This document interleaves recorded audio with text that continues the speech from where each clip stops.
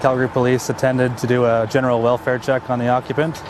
And when they entered, they found dozens of dogs living in unsanitary conditions. So I saw the 5 in the living room, then there was one in some kind of office type area, then there was the bedroom which had her bed in it and like 20 some kennels along the wall, all with dogs in it, and none of them had water. There was some old decrepit ones that had terribly long nails, and when I went downstairs, it is just like a pig pen down there. There's all just empty bags of dog food and dog feces and pee everywhere.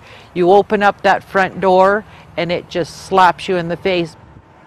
It's terrible. You see it on the news all the time and you get mad and you want to stop it and you go, you know, how do you stop it? And now it's 2 doors down from me. I'm like shocked. Just shocked.